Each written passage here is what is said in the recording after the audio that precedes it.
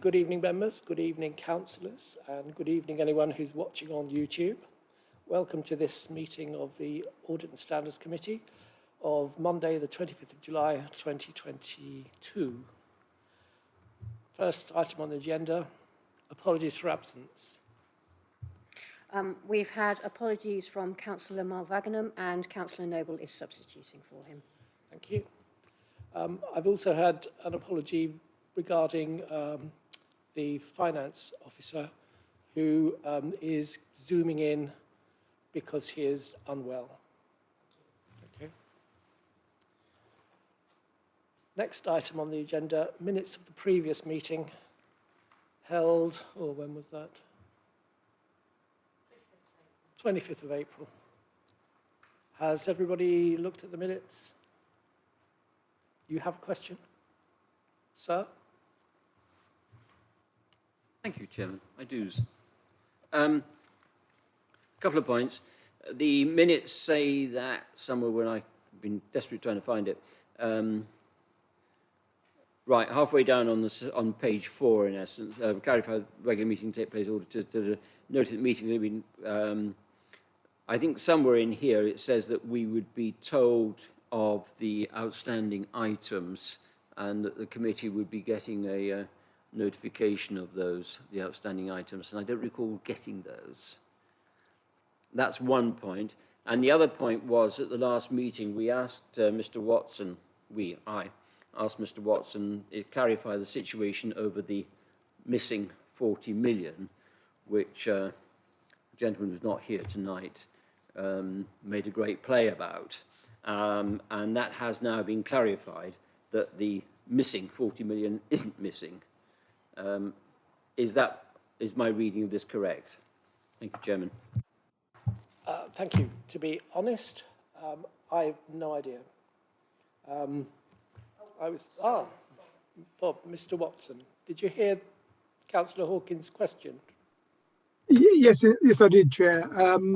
The 40 million wasn't missing. It was more a case of it being posted in the wrong place on the accounts.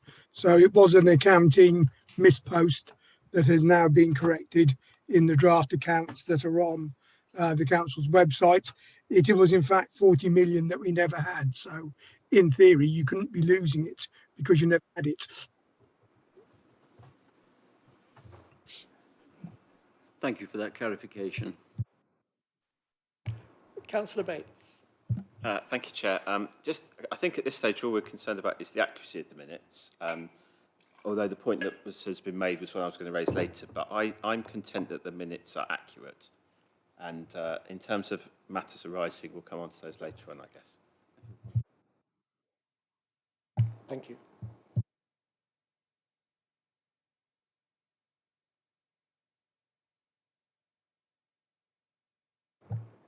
Thank you.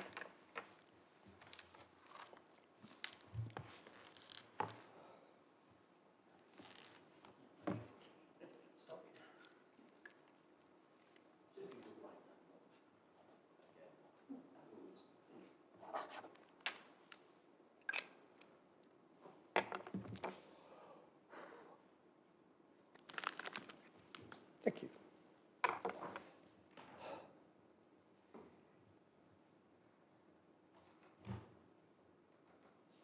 Do you have an agenda for this meeting? I can't seem to find one on my... Thank you.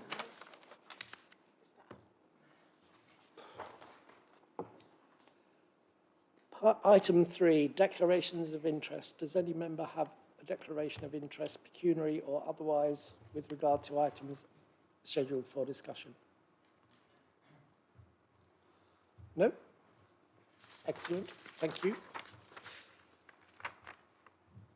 Item 4, annual governance statement. To consider the draft annual government statement for the 2021-22 financial year. This, I think, is the realm of Gavin. Thank you, Chair, and good evening, members. So the annual governance statement accompanies the 21-22 accounts and is required to be approved by the Chief Executive and the Leader of the Council. The document is divided into three main sections. The first section comprises of the principles of governance, which are similar to previous annual governance statements, but with some updates relevant to the 21-22 year. So just to give you a few quick examples, within the section on Principle A, this references the Council has adopted a new framework for values and behaviours, which comprises 5 values, which are customer focused, teamwork, innovation, delivering results, and proud to serve.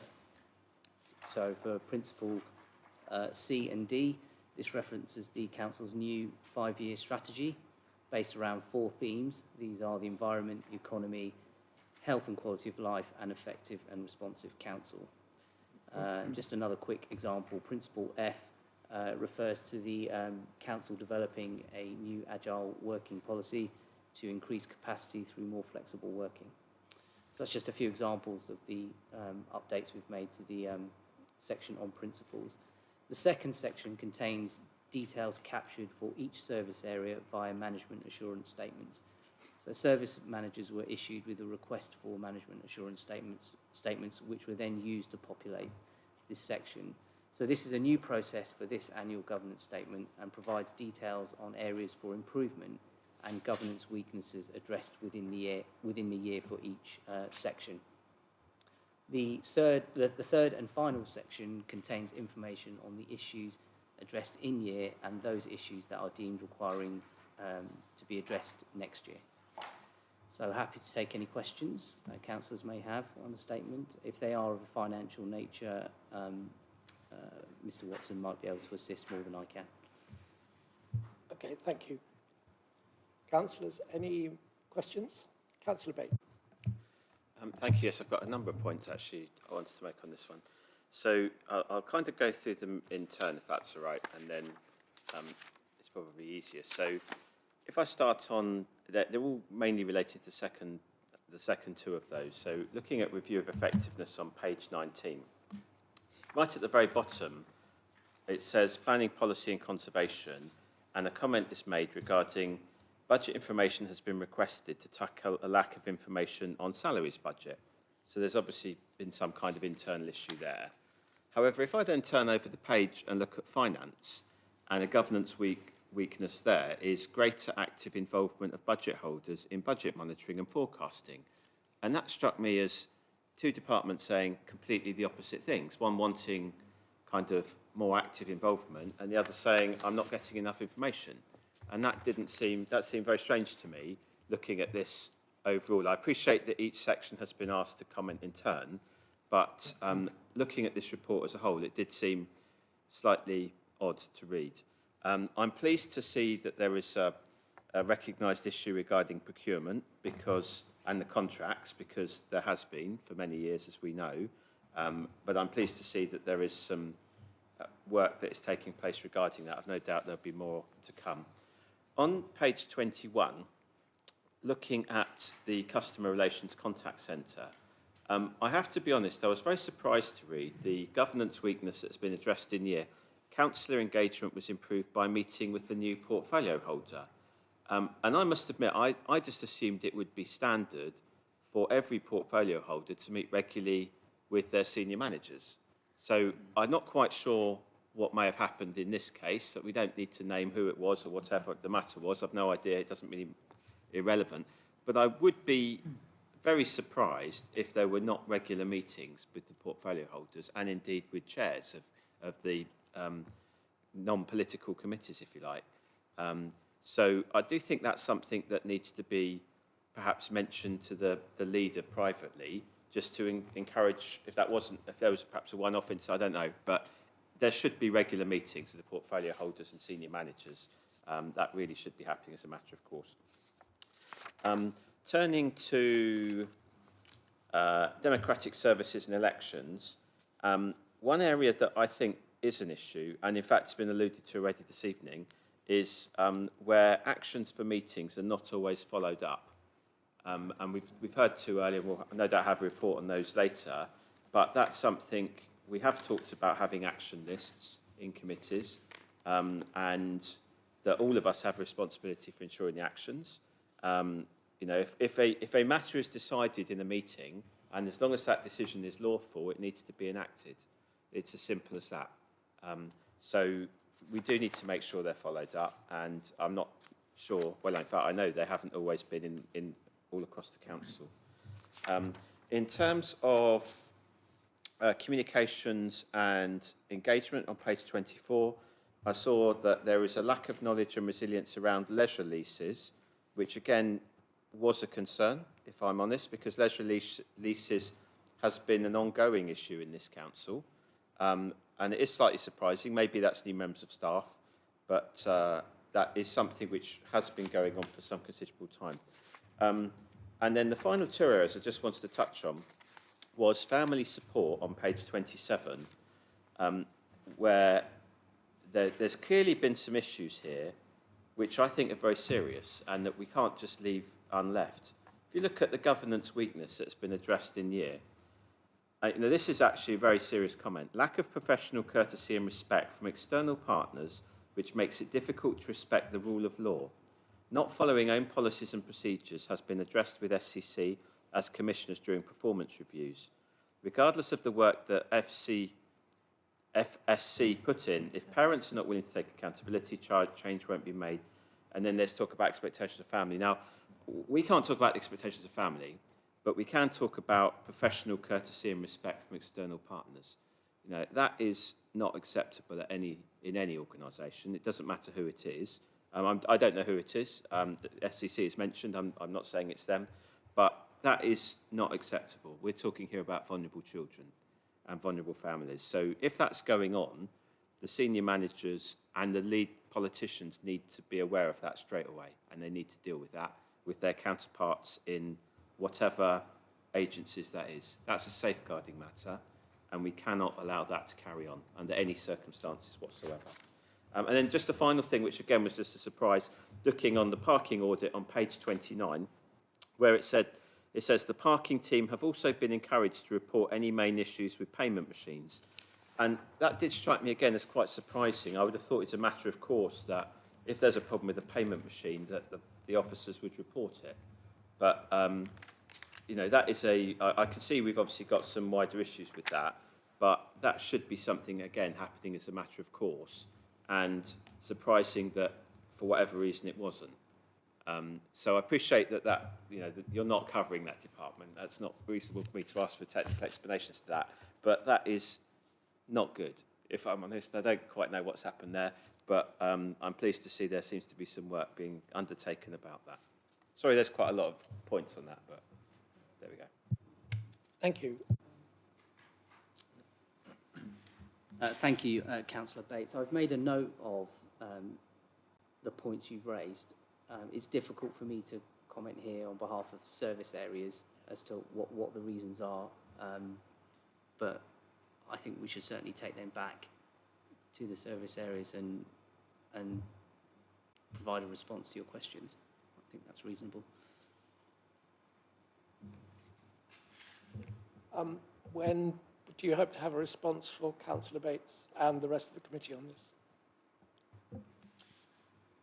Next week, I can commit to next week. I can certainly get an email out this week. So hopefully early next week, I'll try and do that. Okay. Thank you. So what's the date for next week? I mean, I know we don't want a management system in the council. It was closed, it was shut down, but a management system would set targets and dates for achievement. So, you know, we're not going to have a management system, but we can have this. So if I say by Wednesday next week, Yep. pretty happy with that. Thank you.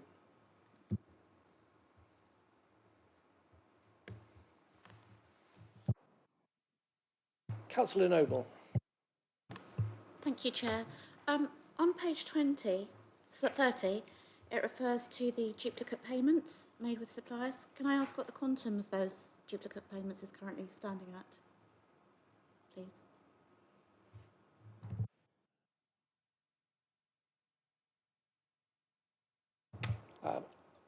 Alex, you'd like to?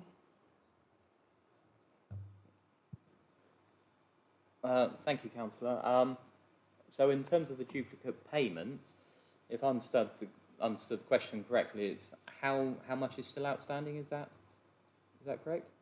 The question is how much has been overpaid twice? Or how much has been overpaid twice? Yes. That's still got to be rectified. Off the top of my head, I haven't got the exact figures in front of me, but off the top of my head, we're probably talking in the region of possibly about £5,000 spread over a number of transactions. So individually, I think the highest value of duplicate payment was about £500 to £700, and a lot of them, fortunately for us, were obviously of a smaller value, and the vast majority we've been able to recover successfully with the supplier, because obviously they're still existing suppliers with the council. So in terms of amounts, it's not a huge amount, but obviously it's an area that we need to improve upon, and we've included a number of recommendations with the finance team, including they've purchased a new software product to target duplicate payments as well as other risks within the creditor's payment system, so that those transactions can be identified at a much earlier stage, because if you can identify those earlier, you can actually deal with them straight away, rather than wait till, for example, an internal audit to pick those up. So that software is actually working really well at the moment, as I understand it, and the team are much more on top of dealing with duplicate payments. Thank you. Thank you, Alex. Anybody else got any questions? So are we happy for that item with the proviso that Councillor Bates's questions are answered by next Wednesday? To move on to the next thing? Yep.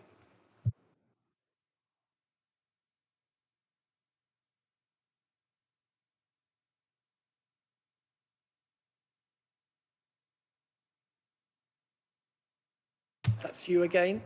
There we go. Thank you, Chairman. Good evening, members. So if I could just run through the main headlines of the report with you very quickly. As some of you may be aware, this is an annual report, so it tends to come to this committee every July. So some of you might be fairly familiar with the content of this report. It's quite a long-standing report, and the Accounts and Audit regulations require us to report back to Audit and Standards Committee on the effectiveness. Now, I have to say, obviously, there are a number of ways in which you can measure the effectiveness of an internal audit department, internal audit function, but our institute that we report into, so that's the Chartered Institute of Internal Auditors, they've identified 9 areas in which we can monitor our performance against. So basically, the report just summarises how I feel the internal audit team has actually met those 9 elements. So just to give you some examples: organisational independence, adoption of a formal mandate or charter, having unrestricted access to staff as well as records within the organisation, making sure there's adequate funding to deliver an effective internal audit service, making sure there's proper leadership within the team, accountability, making sure we've got competent staff. So what we mean by that is whether they're trained or whether they have sufficient membership of the relevant institute. Stakeholder support is quite important, making sure that we've got direct reporting into senior management within the organisation to make sure that they're listening to our recommendations and making sure that if we're identifying issues for improvement, they're actually being addressed rather than just being brushed under the carpet. If need be, I've obviously got direct access to Bob, who's virtually present as Section 151. Obviously, Gavin to my left as head of department, he's available. And then, if need be, I could go to the Chief Executive or you as Chairman, if the matter was urgent enough. The second part of the report, again, it's quite standard, so it just summarises the improvements that the team have carried out in 2021-22. So we identified three key areas that we needed to improve our performance on. One was auditing in an agile or hybrid workforce. Obviously, that's on the back of the COVID and the lockdown arrangements. So it's not just hybrid working within the internal audit team, it's also how we're able to deal with the auditees, whether they're working away from home, how can we deal with that from an audit point of view, getting access to records if staff aren't in the office. So obviously, we've had to change our working practices to a certain extent to deal with that. Staff capacity. So again, that's an issue in terms of if we've got a number of audits that we're supposed to deliver in year, if a service are running to a backlog or they've got insufficient staff, how then can they work with us to deliver an internal audit as well as dealing with their day-to-day? That, you know, that's an issue we're having to manage with those services. And lastly, the aftermath of the COVID-19 and how the internal audit team were helping to address how the council was coming out of lockdown. And then the last section of the report asks us to think about the challenges for the internal audit team for the forthcoming year. I've racked my brains together and I've come up with 4 areas that I feel that we need to address. The first one, so that's at point 4.2, recognises that we've identified 2 new audits, climate change and cyber security, that we need to implement this year and carry out a full audit. Those areas haven't been covered by internal audit before, so we need to make sure that we've properly and effectively audited those areas.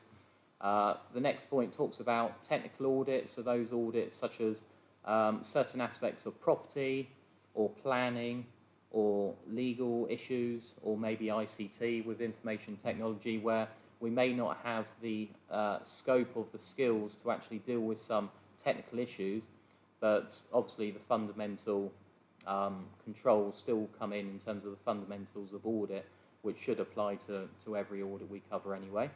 The third area of concern that we need to cover was making sure that we're continuing to provide corporate advice and consultancy work.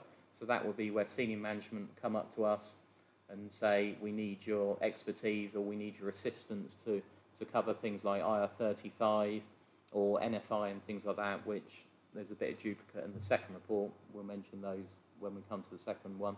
And the fourth area that we need to cover as a challenge this year will be the self-assessment. So that's due to take place this September. And the self-assessment is a bit like a quality management system within internal audit, and it's a self-reflection on our own team as to how well we're performing and how we can benchmark our performance against another 2 local authorities of similar scope, expertise, challenges and cultures, because obviously they both work for Surrey councils as well. So we've got very similar challenges and issues to deal with. So it'd be interesting to see how that self-assessment pans out. I'm sure there might be a number of recommendations that we'll need to address going forward. So in conclusion, Chairman, I said that in my view, as leading the internal audit team, I feel that we've got an effective system of internal control and then meeting the public sector internal audit standards. I think the objective of the report is for members to note and comment, but I'm happy to take any questions at this stage. Thank you, Alex. Questions, anyone? Councillor Hawkins. Thank you, Chairman. Through you, on page 35, stakeholder support. I'm sure I know what the answer is, but does Mr. Middleton feel that he is getting, certainly with people working away from the office, you talked about the hybrid working, getting the full support of people, of the stakeholders, or do you feel there are any gaps that ought to be filled, addressed going forward? Thank you for the question, Councillor. I think ultimately we do get the buy-in and support of stakeholders, but it's more around timing. So, and it's trying to meet the expectations of the service, its expectations of us as an internal audit team, as well as our expectations of the service.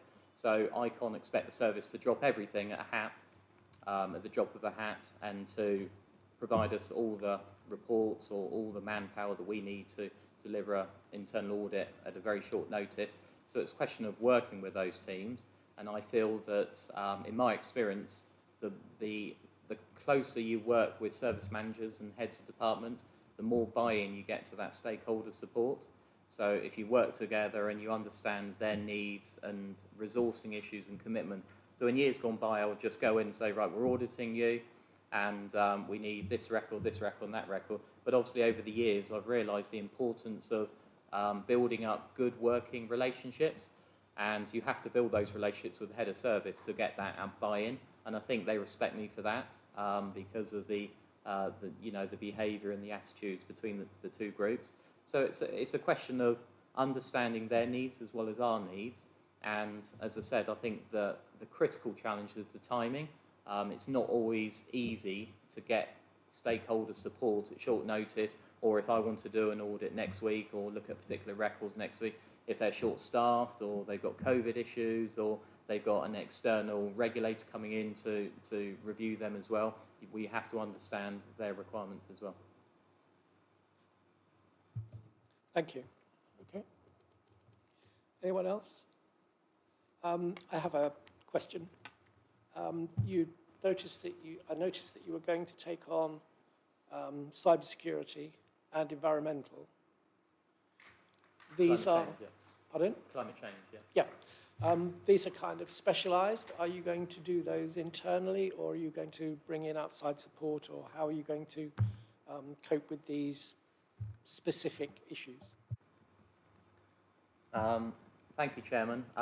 At this stage, I've only given both audits limited thought, but at the moment I hadn't planned on bringing in any external experience or any external capabilities. At the moment, because they're new audits, the fundamental of the audit process, in my view at the moment, should be sufficient to understand the scope of the audit and the key risks that that service is dealing with in terms of climate change and cybersecurity. In terms of cybersecurity, the Council has already rolled out cybersecurity training for everyone. So I've got a basic understanding of cybersecurity awareness and all the issues that a professional organisation has come in and trained staff on. Now, obviously during the audit, if we come across any serious or any urgent or any material issues that we feel that we can't address in-house with the existing skills, then obviously that's a discussion between the audit team and the head of service and maybe the Section 151 officer in terms of additional resources. But as it stands, obviously the plan needs to be delivered within existing budgets. So if we have to bring in obviously any external expertise, that would affect the budget in terms of what else we could achieve in year. Okay. Thank you for that. Having been on the other side of cyber security audits, it is very complex for a little brain like mine. So I would support your bringing in specialist help if necessary. Okay, thank you. Okay, we happy with that? Yes, thank you. Thank you, Alex. I think internal audit annual report. This is you again. That's me again. Thank you, Chairman. Can you just give me a second while I bring up the report? So again, a long-standing report. I've brought this report to Audit and Standards for many years. Many of you within this committee will be familiar with the framework and the content of this report. But if I can just run through the headlines with you. So the report, the objective of the report is to summarise the internal audit work for 2021-22. It also, another objective is to disclose any qualifications to the opinion of the adequacy and effectiveness of the control environment, as well as present a summary of the audit work, which is later in the report. So, in summary, the report has identified a number of scheduled audits that were completed against the annual plan, and I've provided a brief summary of each of those audits later on in the report. The report also talks about how we're meeting or helping to meet the 5-year council strategy in terms of the work that we're delivering, as well as our relationship with the Corporate Risk Management Group and other officer working groups such as the Equalities Working Group and things like that. The next section of the report, if I can bring to your attention paragraph 11, I don't know what page that is on your document, but paragraph 11. So in total for last year's work, we identified and put forward 79 audit recommendations. Now, there may have been a few more than those, but 79 were the agreed recommendations with management. So that's quite a number, and I think that's fairly consistent with the previous year. I haven't got the exact figure for 2021, but 79 I think is quite a lot. And that's broken down into 17 essentials. So those are recommendations that need urgent or immediate action or have a higher material risk to the authority. The majority of the recommendations were considered desirable, and there was one best practice. I've mentioned there at paragraph 12 how the audit work programme has been delivered against budget and resources. So I said that there's a 2-person team delivering the audit function with a total of 430 days available. The report also includes provision for the Council Section 151 officers' overall opinion. So I discussed that content with Bob Watson, the Council's current Section 151, and he was happy with the wording and terminology of that overall opinion. So in terms of the bulk of the report, I've broken down the report into 3 sections of the work we've carried out. The scheduled finance audits, so those are audits that external audit could place reliance on, such as debtors, creditors, main accounting, cash and bank, revs and bends. So those are the audits that have got a fundamental financial scope to them. So predominantly all the testing revolves around financial transactions, making sure there's proper accounting, making sure money's not going missing, making sure staff are following due process. So those are those audits. The next part of the report covers other council audits that we've covered from the last year's plan, which again was agreed by members at committee last year. So we've done a thorough payroll audit, an information governance and data protection piece of work.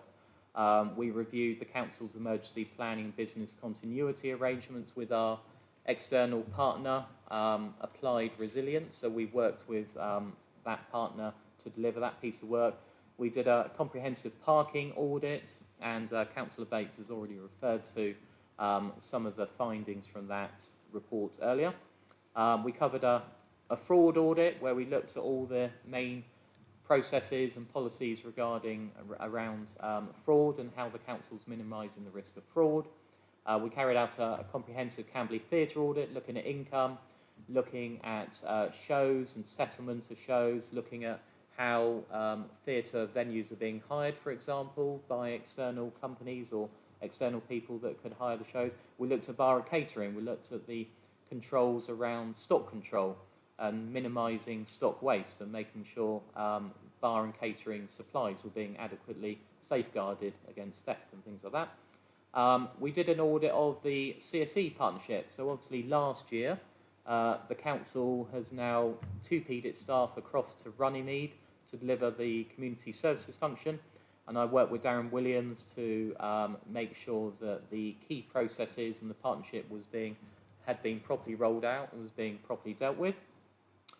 We covered a private housing and disabled facility grants audit. So I think in the region of about £500,000 of DFGs are awarded and allocated each year. So that's a fair chunk of money in terms of risk to the authority, and we did a fair amount of reviews of DFGs. And again, we've made a few recommendations with the services there. The last section of the report, I just wanted to highlight just some additional areas above and beyond the standard audits that we cover. So obviously, we did a financial regulations and contract standing order review last year. It was long overdue, and bearing in mind a lot of controls and requirements around the council are focused on financial regs and contract standing orders in terms of procurement, we need to make sure they were relevant and up to date. So we did a fundamental review of those and they were agreed at CMT. I've spent a lot of work with the HR team making sure that IR35 requirements are being met, and we have to carry out assessments against independent workers and making sure that if we have self-employed workers coming into the council, we need to do an assessment as to whether they fall inside or outside scope for IR35, and I've worked with HR to deliver that piece of work. We also took a report to CMT on that. I drafted an asset disposal policy. The council didn't have an up-to-date or accurate asset disposal policy, so this is non-property assets. So we're talking about vehicles or obsolete pieces of equipment at the Camberley Theatre, for example, where services approach audit or finance and say, how do I need to dispose of this with due care and attention, because obviously there could be data security issues or we need to maximise value and things like that. So we've drafted that policy. There was an additional piece of work on credit card usage and procurement card usage, and we recommended a number of improvements to the council in that area. I've personally been involved in 2 internal investigations. So one investigation was with local parish council, and the other investigation was making sure that the corporate fraud policy had been adequately followed by council staff in a planning matter. And they were independent pieces of work that senior management asked me to get involved with. I also spent a bit of time looking at the National Fraud Initiative. So some of you may be aware of the NFI. The NFI is funded through the Cabinet Office, and they essentially come up with a number of data matching cases that they send to councils to look at and investigate and see if there's any potential for fraud or irregularity from those data matching cases, and I coordinate that piece of work. And there's some other areas there that I won't go into in too much detail, but so that's really a flavour of the work we carried out for last year, and again I'm happy to take questions from members. Thank you. Thank you very much. Any questions for Mr. Middleton? Councillor Bates. All right. Yeah, just a quick question about the recommendations. Obviously, you mentioned that some of them are not yet due. What about the ones from last year? Are there any that have not been actioned as yet that are due, that are overdue? And how do they get reported? So in the event of somebody, for the sake of argument, we've got scheduled finance audits here, certain ones are not yet due. If they get to the deadline of whenever that is, they're not done, does it automatically come here?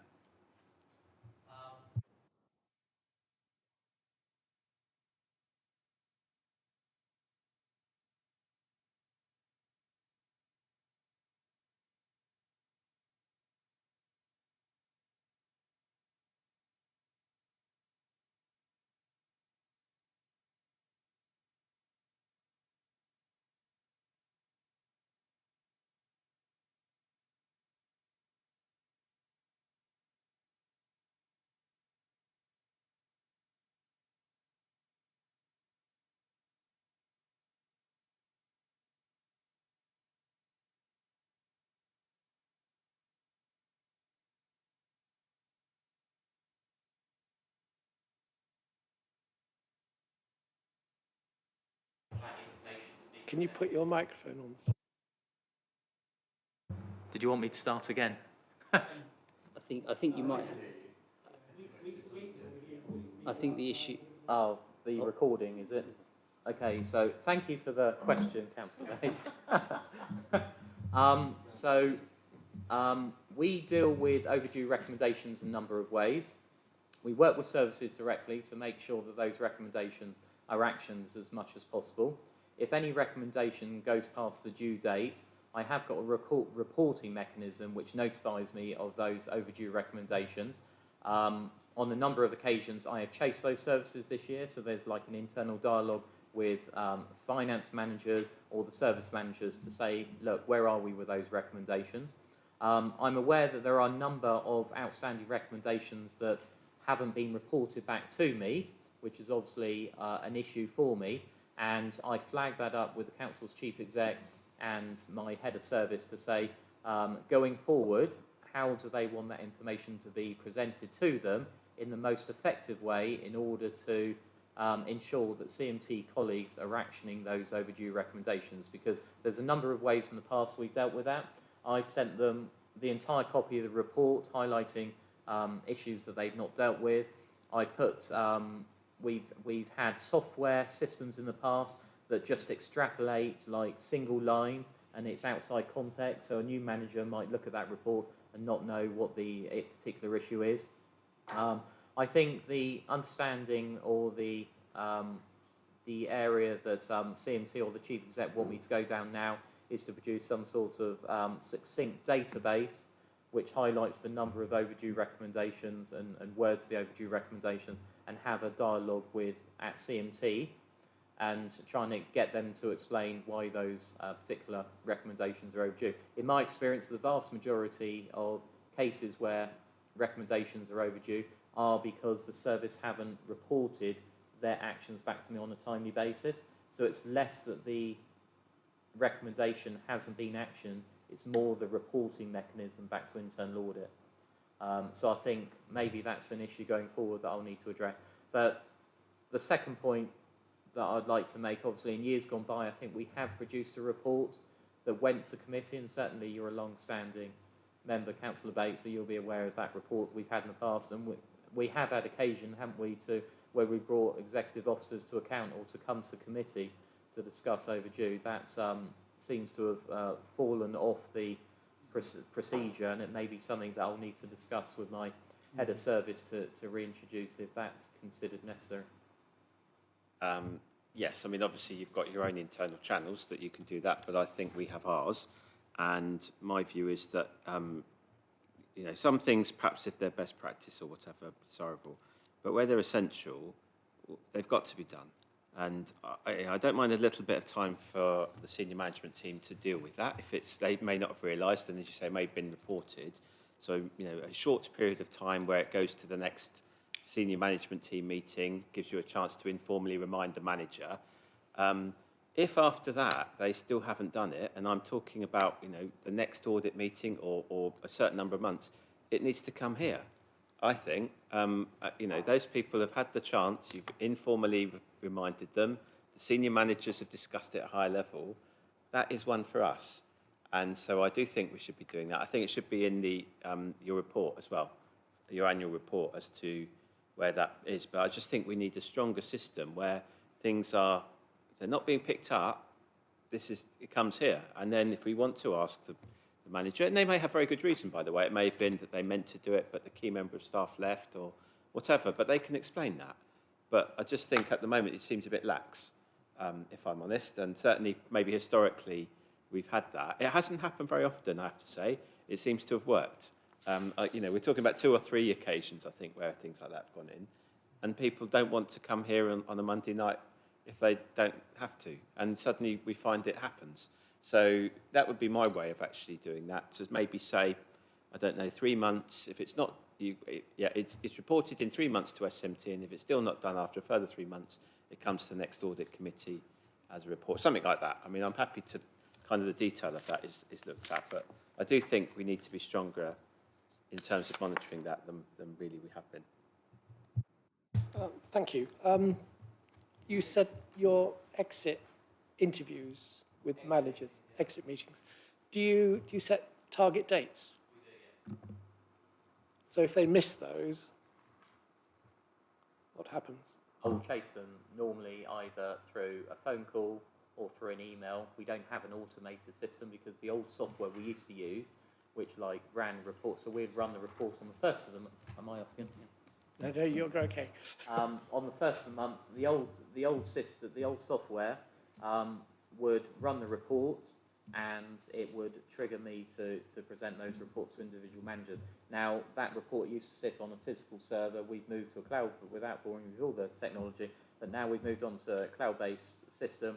We're now provided with a software product called Airtable, which I'm still working with ICT to make sure that that system works in a way that I want it to work, because it's not as intuitive as the old system. But I don't want to use that as an excuse for not delivering on the overdue recommendations, but it's something that I'm going to have to work closer with ICT about. But in terms of the exit meetings, yes, we do discuss the recommendation, and obviously I get the services input in terms of what they consider to be a reasonable timescale to implement that recommendation, and then I've got my own opinion of what I consider to be a reasonable timescale, and then at the end of the day we have to compromise, because I can't enforce them to implement something that's not achievable. So No. we have to sort of like come to a reasonable compromise. But obviously, if they say to me, no, 18 months down the line for something that I think is reasonable to implement in 3 to 6 months, then obviously for me that's not reasonable. But again, it's down to how many resources they've got available. It's quite often a lot of our recommendations are resource intensive, so it's how many resources they can deflect against the day-to-day jobs to help implement our recommendations. So, taking Councillor Bates's point, if you, with your exit review, you set a target date that they agree to, they miss it, you chase them, then you have another target date, after which, if it's not met, it comes here. Personally, I would suggest SMT first, because the senior manager may not necessarily have realised. But then after that, and I don't think we should be talking about a great deal of extra time, bearing in mind most of them will probably be a forgetfulness, they have done it, it should come here. You know, I don't think we should just allow things to drift. It does need to be dealt with here. And actually, if it is a resourcing issue, we need to know, because we then need to give recommendations to the executive or flag it up with them. They may need to have a decision about that, even if they say, no, we can't resource that, but they need to be aware of it. And they're not aware of it if we're not aware ourselves. Absolutely right, yes, thank you. Councillor Hawkins, then Councillor Noble. I'm going to be slightly harder than Councillor Bates on this one. We are a select committee.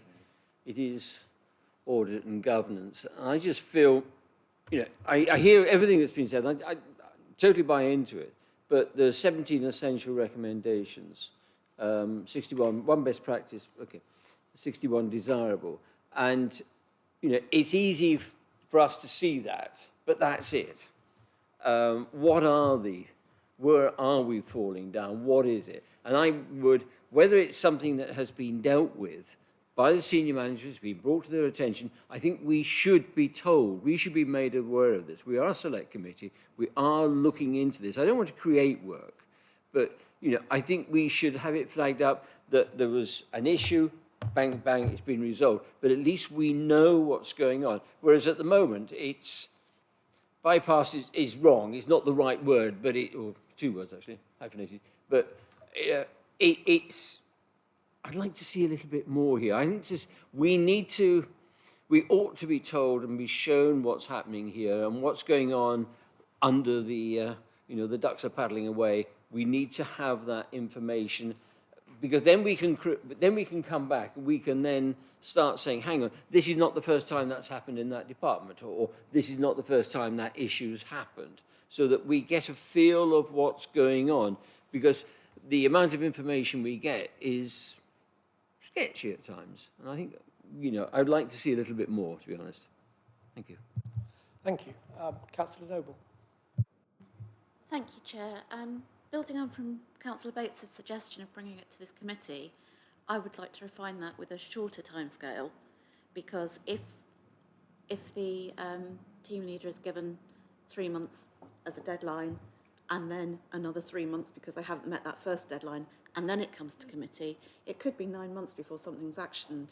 I would rather that they have 3 months to get it sorted, and if it doesn't, it comes to the next committee.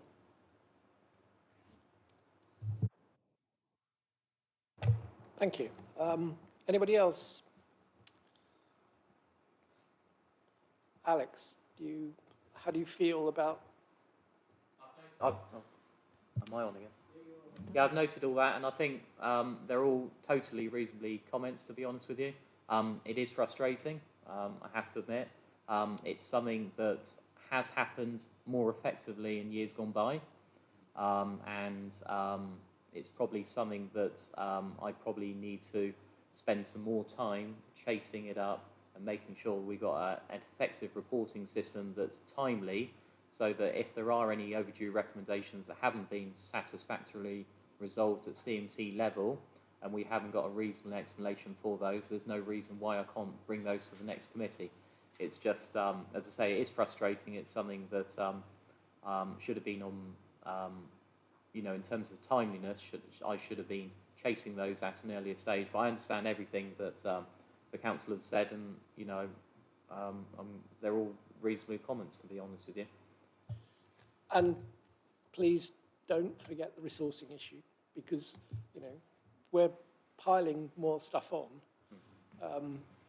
and we can't pile stuff on forever without something breaking.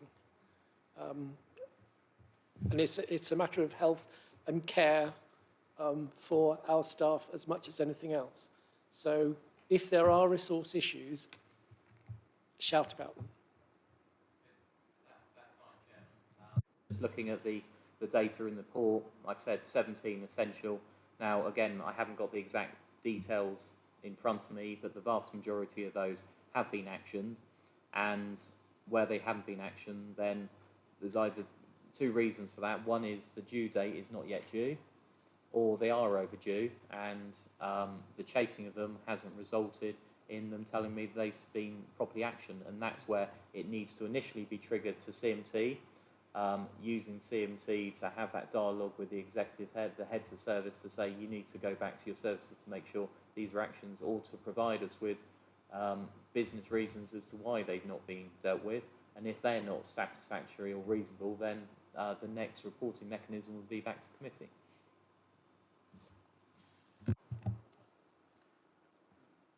Councillor Bates. Yeah, I'd actually go slightly higher than that, to be honest. So I'd say yes to CMT, give them a chance to resolve. But if it isn't resolved, even if there's good reason, I'd still think that needs to come here. So if the reason is staffing or whatever resource, it's not a blame culture. We're not interested in that. It's about trying to work on behalf of the organisation, our residents, to identify where there's issues in the organisation. We know that a recommendation's been agreed. It's been agreed with that department, and it hasn't happened. So that does need to come to us, I think, after a chance for the senior manager to deal with it first.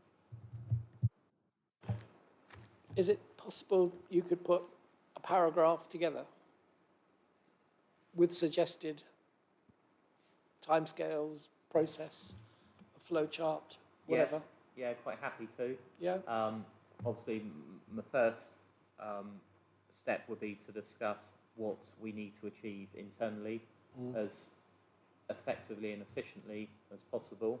It's quite possible that out of those 79 recommendations, they've all been actioned, apart from the ones that are harmed by the due date. So we could be talking about, theoretically, a scenario that actually isn't there. I'm not saying for 1 minute that is the case, but potentially that could be what's happened here. I suspect, though, that there may have been one or two that have slipped, and those are the ones that I need to be chasing, but following a proper process. Yes. To make sure that, you know, heads of service are aware of what that process is, and ultimately they will come back to committee. Excellent. Thank you very much. Next item on the agenda. External audit update.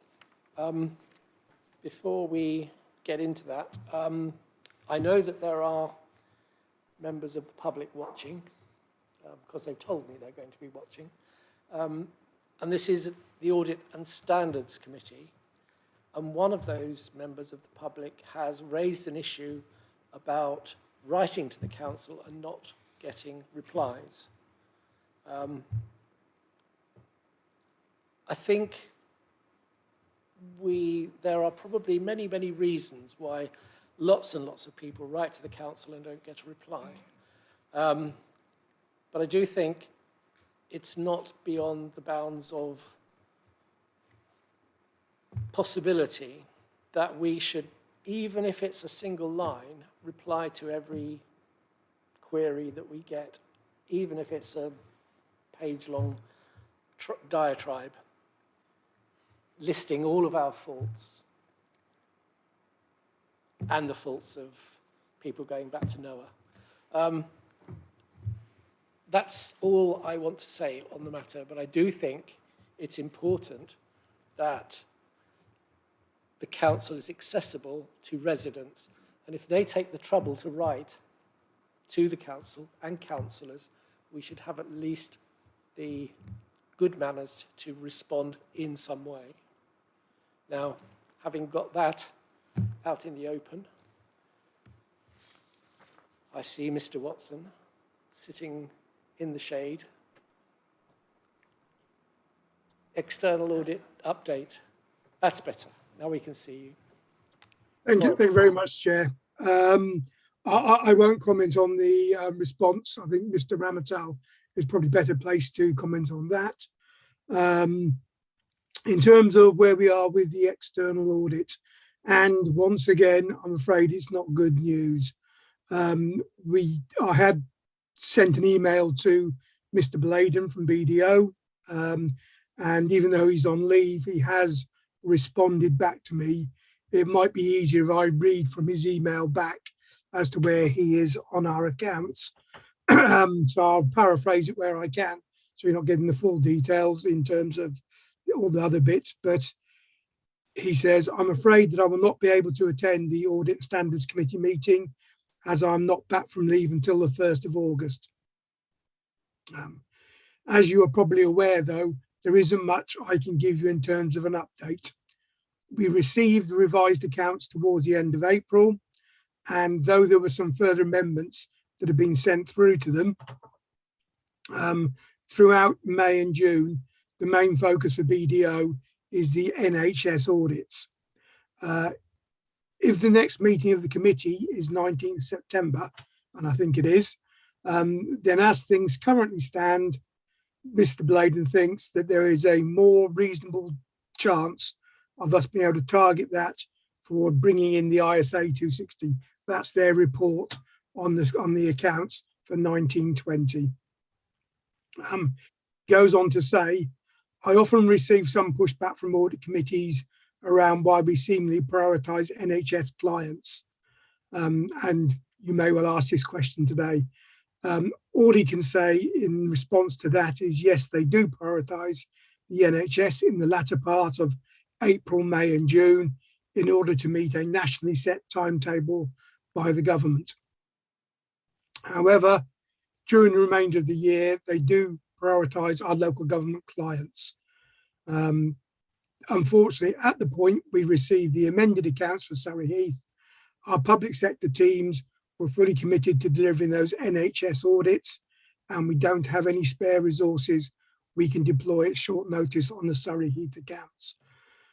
What he didn't say, and I got some more background because I spoke along with 3 other 151 officers to the Director of Public Sector Audit at BDO, and she confirmed that where they are, the NHS haven't helped the situation by the fact they've actually changed their structure mid-year.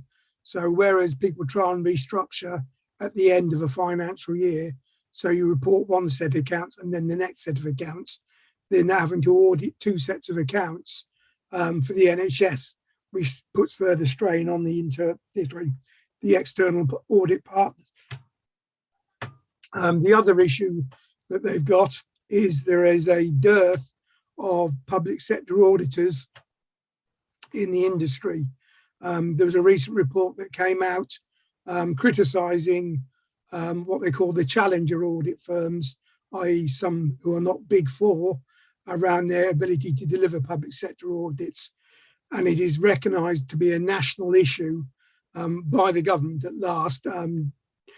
Treasury and DLUC actually have now recognised that there's going to be a real problem with audits if they keep backing up.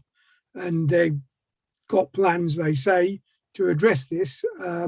Nothing concrete has come through that I'm aware of, but certainly at least they've recognised there is an issue around public sector auditing, not just local government, but all aspects of public sector audit.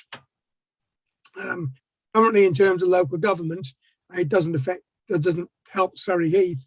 There's about 57 audits outstanding for 1920 and about 212 outstanding for 2021.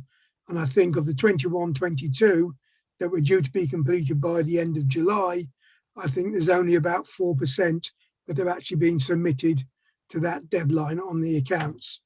So it is a real problem. I don't know if there's anything more we can do. We've discussed putting extra resource into BDO, offering to pay for it. They've said doesn't make any difference. They just cannot get any auditors to come and do accounts auditing. Another thing that happened recently was the Audit Standards Board, or whoever it was, changed the onus to make auditors personally liable for any mistakes around audits, which makes them particularly risk averse, and actually has meant that a lot of the more experienced auditors have now left the profession, creating a loss of expertise as well. So the whole system is almost in meltdown, and I don't say that lightly. It is a real concern, because in about 2 to 3 years' time, what will happen is we'll be expected to engage a new audit partner to come and do our external audit, and they won't be able to start work because we haven't got any previous audits signed off. They need to have a start point, and it's being raised through various forums. The local authority 151 officers forums at district council, county council and unitary councils have all raised it as concerns. The LGA has raised it, and I believe even the audit firms are raising it. It's a real issue they have. So that's a bit of the national picture on it.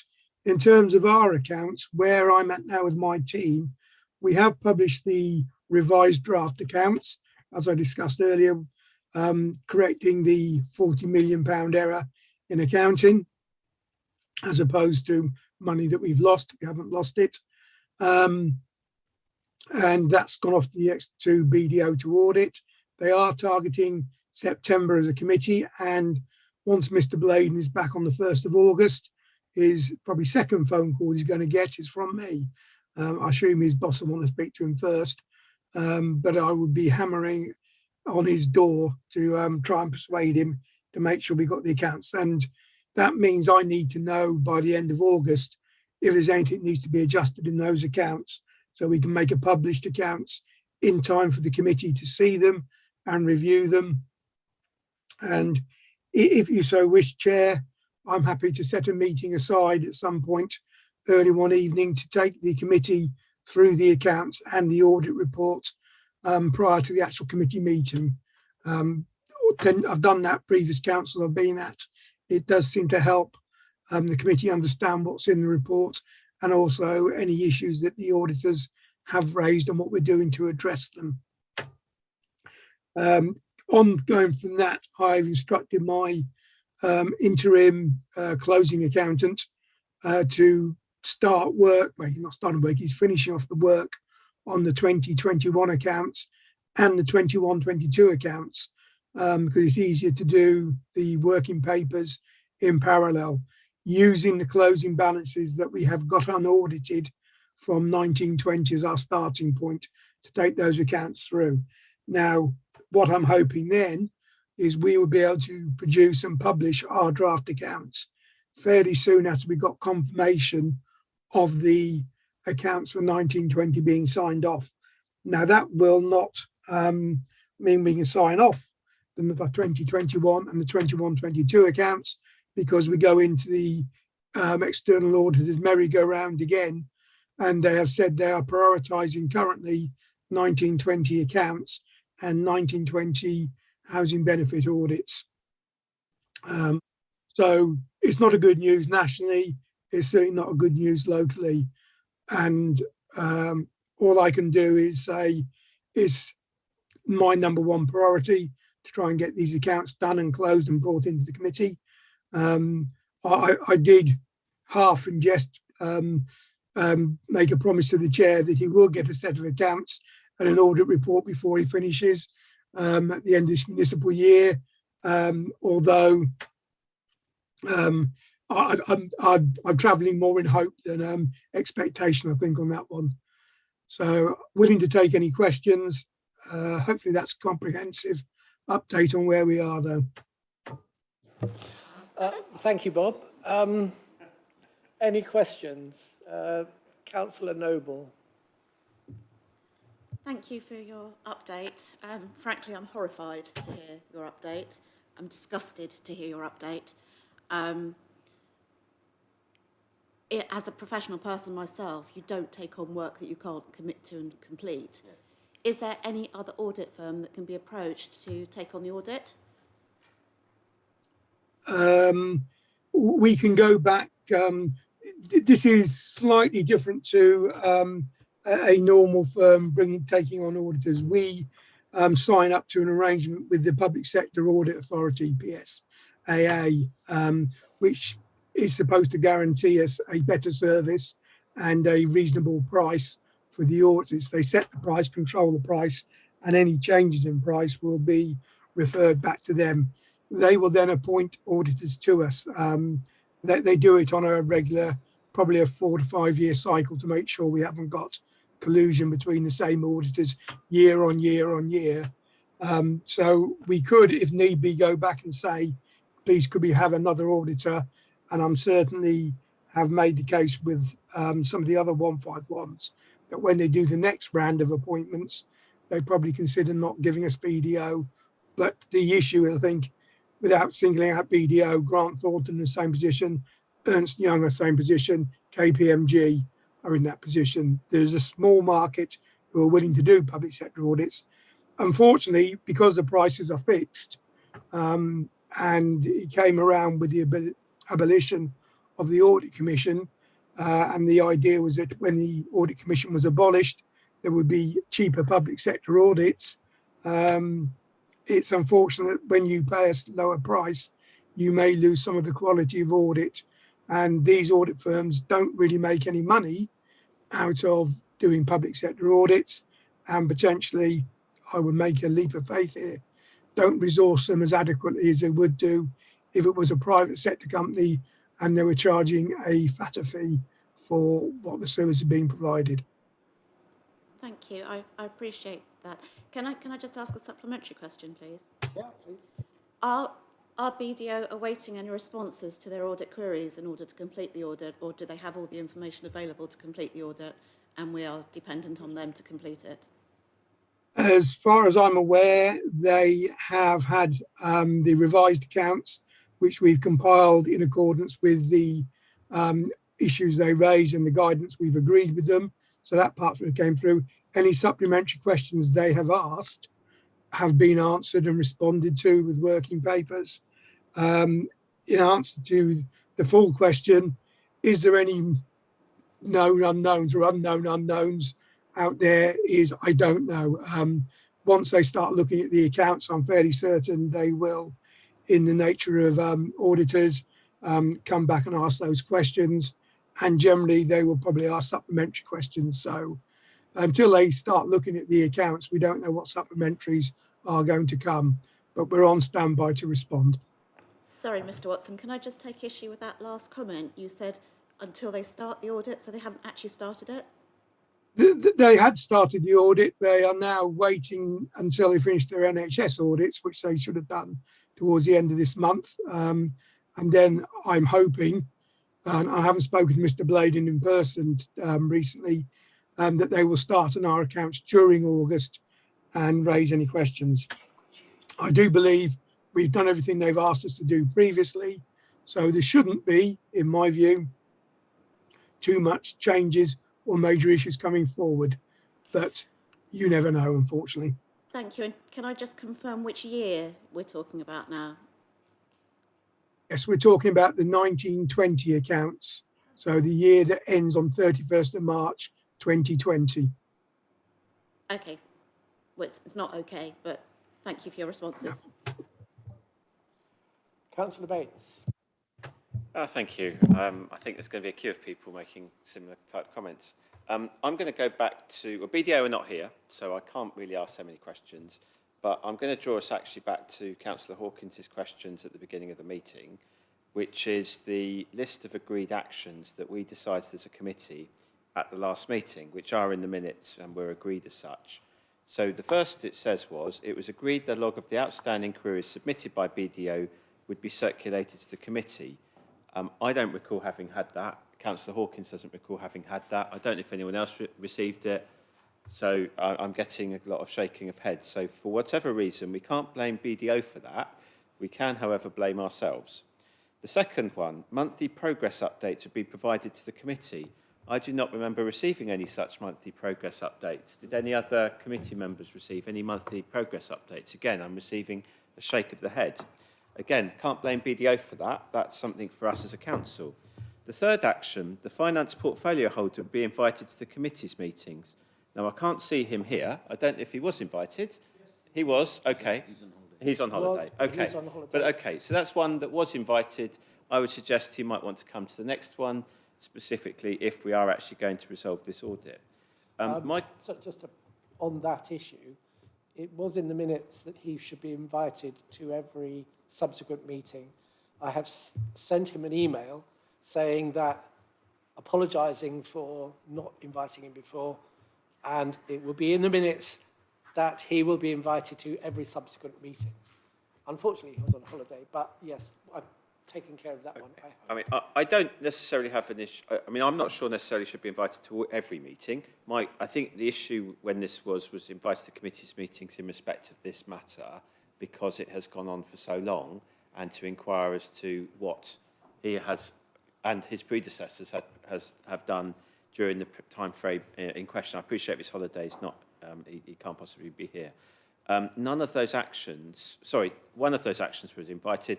The other two haven't happened. So we've had no update whatsoever in regard to a matter that was actually decided by this committee. And that's wrong. We should have done.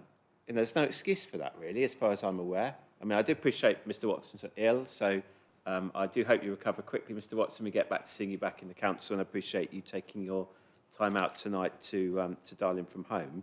But these are things that we should have had, and we haven't. And so, you know, we'll take up issues of BDO when they arrive at their meeting in September, but this is simple stuff we should have done ourselves, and we haven't. I'm going to add one more, if that's okay, and that is for the next meeting in September, or whenever we do have this audit, I'd like to see the full time frame. You remember I mentioned this at the last meeting, but I would like to see the full time frame of us, you know, how long this has gone on for, so that we can actually get a full understanding of where these delays have been. My suspicion, and I can only put it in that at the moment, is some of it has been down to us, and some of it has been down to BDO. You know, historically, I think that has probably been the case. But I'm saying that's my suspicion without being certain. I would like to be certain because I think our public and residents deserve to know. This has gone on and is now very embarrassing to everybody, quite honestly, and isn't good enough. So I think the residents deserve an answer on that. I think councillors do as well. So I think I would like to add that, Mr. Chair, if you're happy with that, or if I get a seconder, that we, at that meeting, we get a full time frame of explaining this delay from the very start to the very end, and in detail, please. I think we've got emails and things to that effect, but I think we all need to know that. Thank you. Thank you. Councillor Hawkins. Thank you, Chairman. 2 points. Mr. Watson, through you, Chairman, kindly suggested a briefing to this committee in advance of the accounts being presented to us. It's common practice at Cse County, and I think it would be good practice for us to have that. It would save an awful lot of time backwards and forwards. What really concerned me, and this is a matter beyond anybody's control on the screen or in this room, is the comment that auditors would be made personally responsible for errors. Now, I can understand why the government have done that to a degree.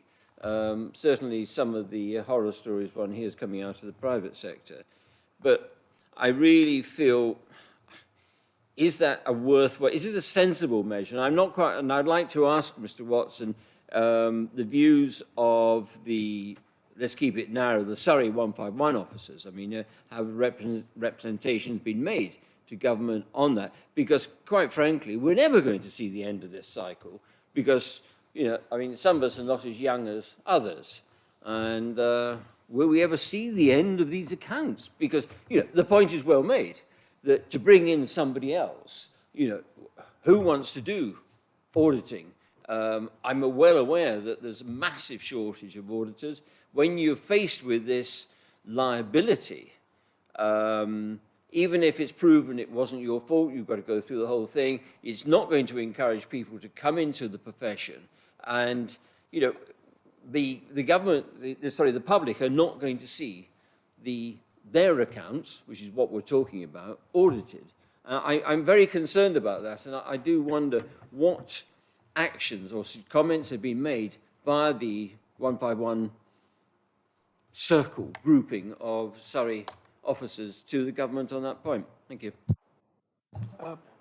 Bob, would you give some more background to that? Yes, so taking those points of Councillor Bates, I apologise. I did note that there needed to be a list of the audit queries. I haven't got it sent round. I will talk to the accountants first, as soon as I'm back in the office, and we'll ask them to send it round in there. The update to the committee, again, yes, I apologise, although it would be a fairly bland update. There's nothing to update, as nothing's happened since the last committee, unfortunately.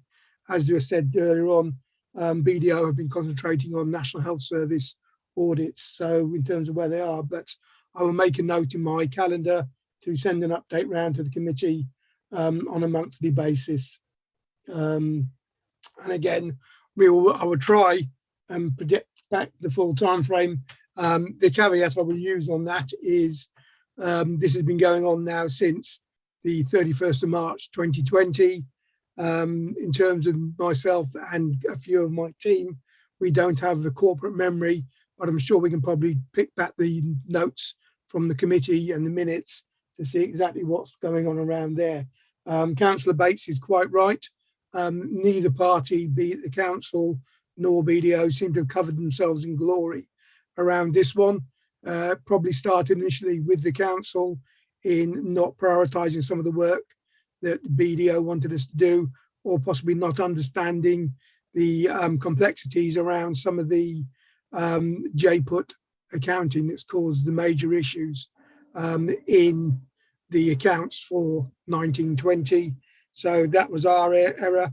And then, of course, whether BDO had the resources to support us, given that we're out of cycle, probably not. So again, there's a mixture of those ones there. Thank you, Bob. Councillor White? Sorry, I was going to respond to Councillor Hawkins as well around representations. Yes, we do make representations through our various bodies. And I know there is now a Treasury DLUC select committee looking at audit. In terms of making auditors personally responsible, it was purely a response to the private sector and the case of some auditors and their audit firms work in collusion. If they've got a contract or conflict of interests, that's now been sort of taken away so much, but it has impacted on the public sector. And to be quite honest, auditors are generally risk averse around giving an audit opinion. What we've seen is they are now totally risk averse around giving an opinion that is not heavily caveated, and will put more and more reliance on the council officers to say these accounts are right. And that's what then creates more issues going through the whole process. But there really needs to be, in my personal view, a revision of how we do public sector audits. Thanks, Bob.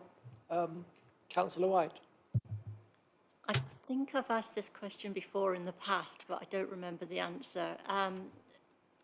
With not completing audits, are there any penalties on us as a council if we do not complete audit after audit after audit, which it's going to be 3, isn't it, soon, that we don't complete? So are there any penalties? If there's no penalties, then But then I think what comes to mind then is the EU, and I don't think they've done their audits for about 15, 16 years, have they? We don't want to get into that situation, I'm sure.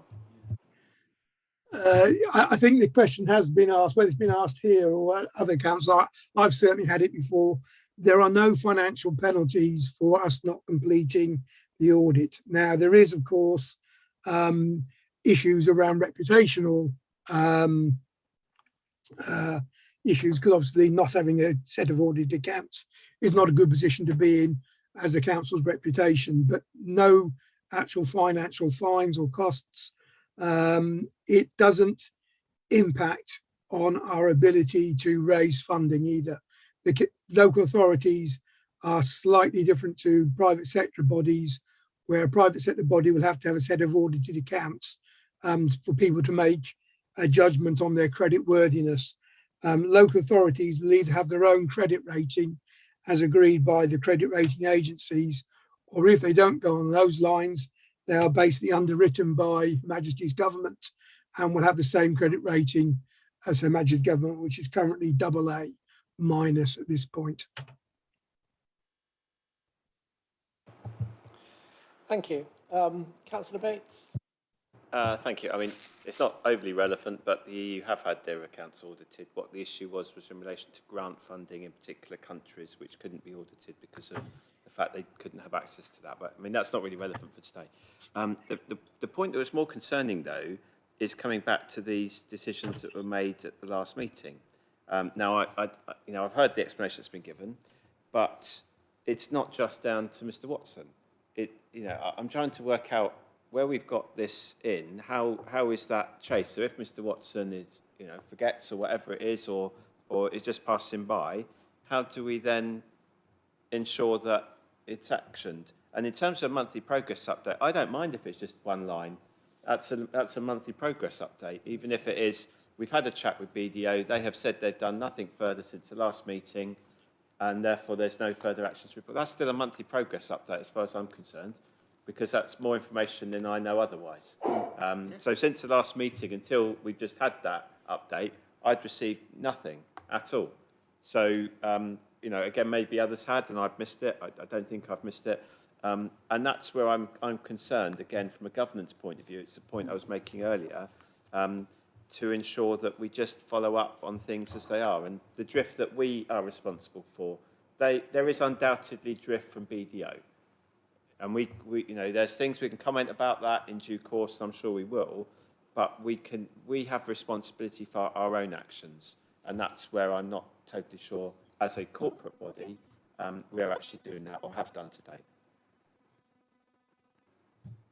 Just on that point, can I ask everybody, I thought that they committed to having the accounts ready by the end of June, well in time for July and this meeting.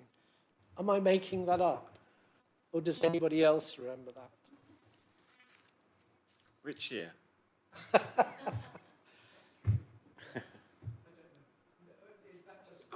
I believe I committed that I would have the draft accounts ready, and obviously resourcing at BDO is beyond my control. I think at one point we were talking about targeting this meeting as being the time to bring the accounts in. Situation must have moved on within the audit firms, but we met, I believe, our agreed deadline that we would get the revised accounts published on the internet, and also would get the revised accounts sent across to BDO. And as Mr. Bladen explained in his email, they do have to prioritise the NHS during April, May and June. Hopefully they've now started to work on ours, and as soon as he's back, I will be pressurising him to find out where we are, what he now needs from us, if anything, and hopefully when he will get there and let us know a draft audit report. Okay, thank you.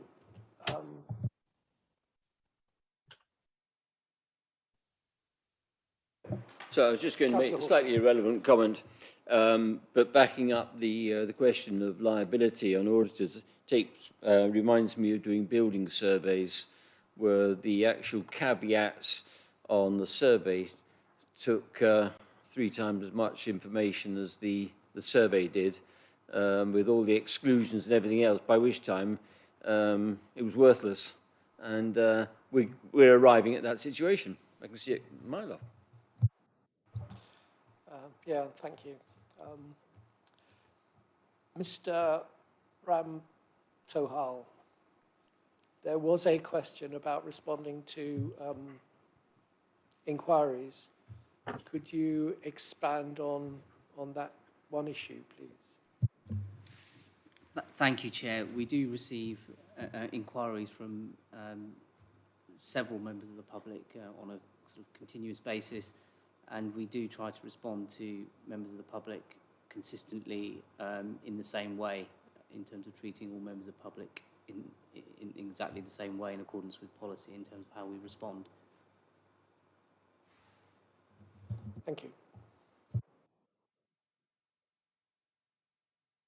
Anybody else? No? Date of next meeting? Oh, sorry. It's Monday the 19th of September at 7 p.m. Okay. In which case, thank you very much for attending. Maybe if Bob is successful, we'll have a meeting before that and something to look at. But until then, thank you very much. And I look forward to our regular updates.